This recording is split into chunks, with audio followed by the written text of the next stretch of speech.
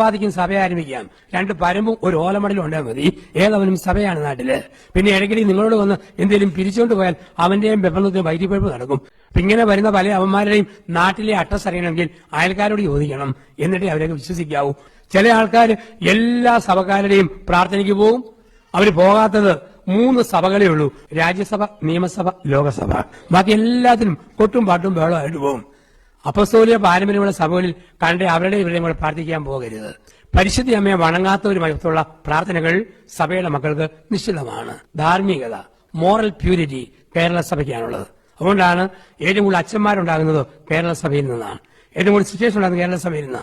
ഇന്ന് അച്ഛന്മാരില്ലാത്ത രാജ്യങ്ങളിലൊക്കെ പണ്ട് ഇവരൊക്കെ അവിടെ വന്ന് നമ്മളെ പഠിപ്പിച്ചെങ്കിൽ നമ്മൾ വന്ന് ഇന്ന് പഠിപ്പിക്കേണ്ട അവസ്ഥകളിൽ കേരളത്തിലെ വൈദികർ ലോകം മുഴുവൻ പടരുന്നു.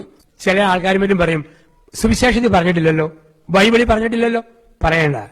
ബൈബിളിനേക്കാൾ പ്രാധാന്യം പാരമ്പര്യത്തിനാണ്. ബൈബിളിന് 2ാം സ്ഥാനമേ ഉള്ളൂ, 1ാം സ്ഥാനം സഭയ്ക്കാണ്. കാരണം ചരിത്രം നമ്മൾ പഠിക്കണം.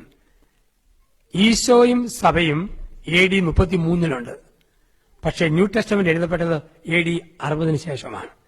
30 വർഷം സഭയെ നിർത്തിയത് പാരമ്പര്യമാണ്. തോമാസിക AD 52 ഇന്ത്യയിൽ വന്നപ്പം ഒരു സുവിശേഷം എഴുതപ്പെട്ടിട്ടില്ല. അപ്പോൾ ഈശോയുടെ ഉത്ഥാനത്തിന് ശേഷം 30 വർഷം സഭ നിന്നത് ഒരു സുവിശേഷത്തിൽ വരുന്നതല്ല, പാരമ്പര്യത്തിലാണ്.